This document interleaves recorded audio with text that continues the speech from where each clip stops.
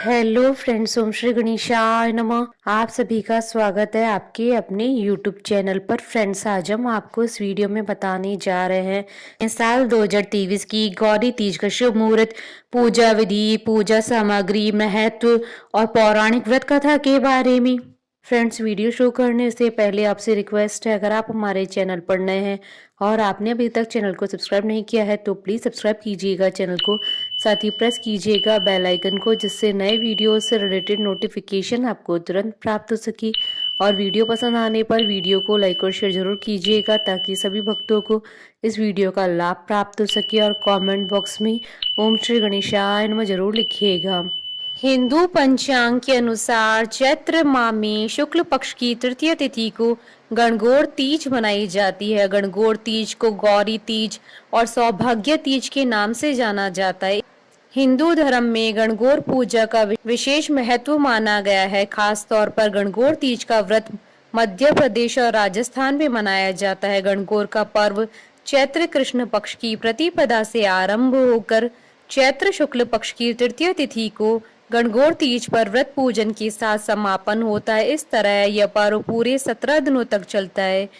यह दिन महिलाओं के लिए विशेष महत्व रखता है। इस दिन स्त्रियां गणगौर माता यानी माता गौरा का विधि विधान से पूजा करती हैं।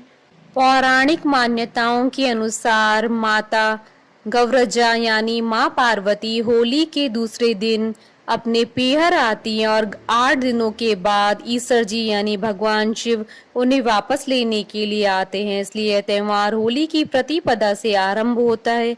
इस दिन से सुहागन स्त्रियां और कुंवारी कन्याएं मिट्टी के शिव जी यानी गण और माता पार्वती यानी गौर बनाकर उनका प्रतिदिन पूजन करती है। इसके बाद चैत्र शुक्ल तृतीया तिथि को गणगौर यानी शिव पार्वती की विदाई की जाती है, जिसे गणगौर तीज कहा जाता है। साल 2023 की गौरी पूजा पर शुभ संयोग बन रहा है। इस दिन सर्वार्थ सिद्धि योग में गौरी पूजा की जाएगी, जो कि एक बेहद शुभ संयोग है।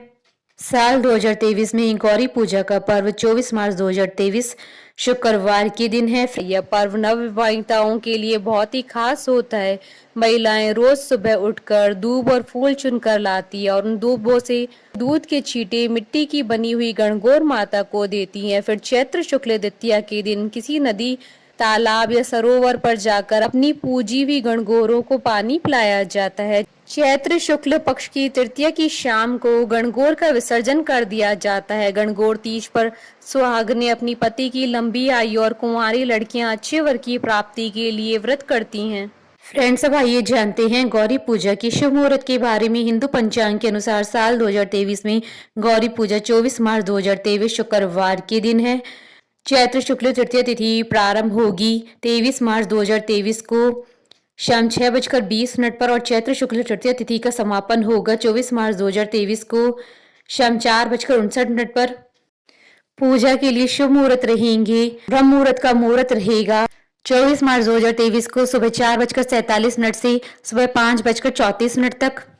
और अभिजीत मुहूर्त रहेगा दोपहर 12:02 से दोपहर 12:52 तक। और सर्वार्थ सिद्धि योग रहेगा सुबह 6:21 से दोपहर 1:22 तक। सर्वार्थ सिद्धि योग में की गई पूजा का विशेष फल प्राप्त होता है। और इस दिन राहु काल रहेगा सुबह 10:56 से दोपहर 12:28 तक। राहु काल के दौरान पूजा पाठ और शुभ कार्य नहीं किए जाते हैं। गणगौर व्रत की पूजा सामग्री: चौकी, तांबे का कलश, काली मिट्टी, श्रृंगार का सामान, होली की राख, गोबर या मिट्टी के कुंडे, गमले, मिट्टी का दीपक, कुमकुम, हल्दी, चावल, बिंदी, मेहंदी, गुलाल और अबीर, काजल, घी, फूल, आम के पत्ते, जल से भरा हुआ कलश, नारियल, सुपारी, गणगौर के कपड़े, गेहूं और बांस की टोकरी, चुनरी, कौड़ी, सिक्के, पूड़ी, घेवर, हलवा आदि। गणगौर व्रत की पूजा विधि: चैत्र शुक्ल द्वितीया तिथि को किसी पवित्र तीर्थ स्थल या पास के सरोवर पर जाएं और वहां गौरा जी को स्नान करवाएं। इसके बाद चैत्र शुक्ल की तृतीया यानी गणगौर तीज पर व्रत करें और विधि विधान से गणगौर जी की पूजा करें। घी का दीपक प्रज्वलित करें। हल्दी एवं कुमकुम से मिट्टी के बने हुए गणगौर का तिलक करें। माता गौरी को सिंदूर, अक्षत, पुष्प अर्पित करके वहीं थोड़ा सा सिंदूर अपने माथे पर लगाएं। एक कागज लेकर उसके ऊपर 16 मेहंदी, 16 कुमकुम और 16 काजल की बिंदी लगाएं और माता को अर्पित कर दें। पूजा संपन्न करने के बाद व्रत कथा पढ़ें। इसके बाद विसर्जन करके व्रत का पारण करें। फ्रेंड्स, अब आइए प्रारंभ करें गणगौर की कथा। चैत्र का महीना आया। पार्वती जी को भाभी के उजरने के लिए पियर जाना था, तो महादेव जी बोले हम भी तुम्हारे साथ चलेंगे। तो ईसर और गौरा जी नंदी को साथ लेकर निकले। महादेव जी नंदी पर बैठे और पार्वती जी पैदल चलने लगी। तो लोग कहने लगे, देखो आदमी तो सवारी पर बैठा है, औरत को पैदल चला रहा है। महादेव जी उतरे, पार्वती को नंदी पर बैठाया। ये देख लोग कहने लगे, देखो औरत सवारी पर बैठी है और पति पैदल चल रहा है। ऐसा सुन पार्वती जी भी उतर गईं। दोनों पैदल चलने लगे, साथ में नंदी भी चलने लगा। अब लोग बोले, देखो वाहन होते हुए भी दोनों पैदल चल रहे हैं। तो ईसर गौरा जी दोनों नंदी पर बैठ गए। लोग बोले, देखो छोटे से जीव पर दोनों जने बैठे हैं। पार्वती बोली, भगवान दुनिया कैसी है, नंदी पर बैठने नहीं दे और पैदल चलने नहीं दे। ईसर जी बोले, पार्वती ये संसार है, यहाँ ऐसा ही होता है। आगे गए तो एक गाय उठती बैठती बेचैन हो रही थी।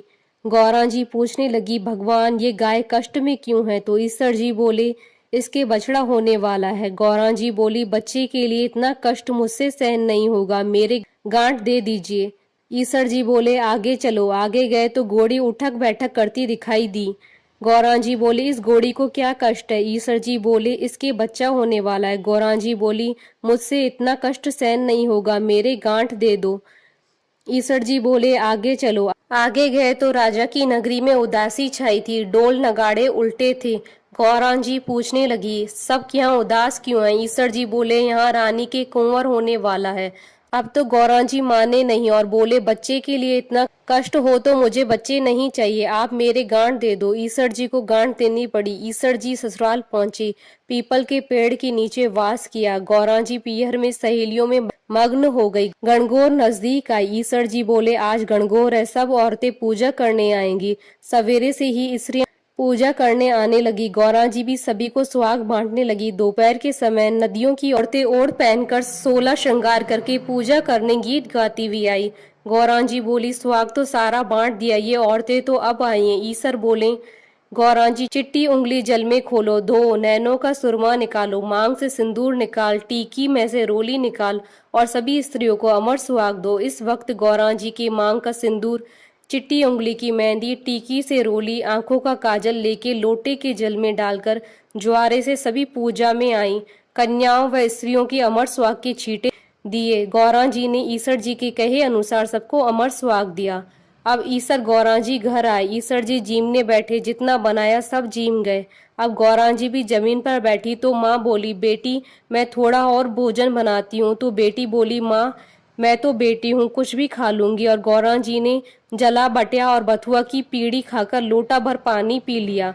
माँ ने सीख दी। वहां से निकलकर ईसर गौरा जी पीपल के नीचे आए। ठंडी छांव में थकी हुई पार्वती जी को नींद आ गई। ईसर जी ने पार्वती जी के पेट की ढकनी खोली, देखा तो जला हुआ बाटिया और बथुआ की पिंडी थोड़े से पानी के साथ पड़ी थी। ईसर जी ने ढकनी वापस ढक दी। पार्वती जी जागे तो ईसर जी ने पूछा, गौरा क्या क्या जीमा? गौरा जी बोली, ईसर जी जो आपने जीमा वही हमने जीमा। ईसर जी कहने लगे, पार्वती सच बोलो। गौरा जी बोली, रसोई में माँ भेद थोड़ी करेगी।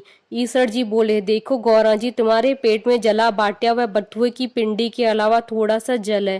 गौरा जी बहुत नाराज हुई और बोली, देखो भगवान आज तो आपने मेरी पेट की ढकनी खोली, ऐसा जगत के साथ मत करना। पियर की बात ससुराल और ससुराल की बात पियर में नहीं करनी चाहिए।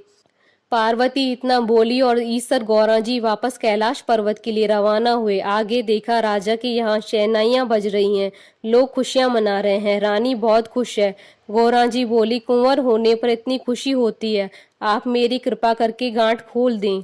ईसर जी बोले, पार्वती मैंने पहले ही कहा था मेरी गांठ खोले नहीं खुलेगी। आगे घोड़ी के बच्चा हुआ, वह अपने बच्चे को प्यार से चाट रही थी, वह बहुत प्रसन्न थी। पार्वती जी बोली, आप मेरी गांठ खोलो। महादेव जी बोले, ये गांठ नहीं खुलेगी। आगे गाय अपने बच्चे को प्यार से चाट रही थी और बहुत खुश हो रही थी और इस गाय की मालकिन भी बहुत खुश थी। पार्वती जी सोचे, जानवरों को बच्चों की इतनी उमंग है तो मानव की तो क्या बात है। और ईश्वर जी से बोली, भगवान मेरी गांठ खोलो, नहीं तो मैं आगे नहीं चलूंगी। इस पर ईश्वर जी बोले, अब कुछ नहीं हो सकता है। थोड़े दिन बीते, पार्वती जी ने अपने मैल का पिंड बनाया और उसमें प्राण फूके। उस बालक को रखवाली रख के पार्वती जी स्नान करने गई। भगवान आए, बालक ने उनको अंदर नहीं जाने दिया तो भगवान ने पूछा कि तू कौन है? बालक बोला, मैं पार्वती पुत्र हूँ। भगवान सोचे, ये पुत्र कहाँ से आया? त्रिशूल से उस बालक का गला काट दिया। माँ पार्वती जी आई, देखा और बोली, भगवान मेरे पुत्र को वापस जीवित करो। तो शिव जी ने गणों को भेजा कि जो स्त्री अपने पुत्र से विमुख होकर पीठ देकर सो रही हो, उसी बच्चे का सर काट कर ले आओ। गण सभी जगह घूमते घूमते जंगल में पहुंचे, जहां एक हथनी अपने बच्चे से विमुख होकर सो रही थी। गण उसका सिर काट लाए। भगवान ने उस सिर को बालक के शरीर पर जोड़ दिया और अमृत का छींटा दिया। बोले, दुनिया में सबसे पहले गौरी पुत्र गणेश जी की पूजा होगी, बाद में दूसरे देवताओं की पूजा होगी।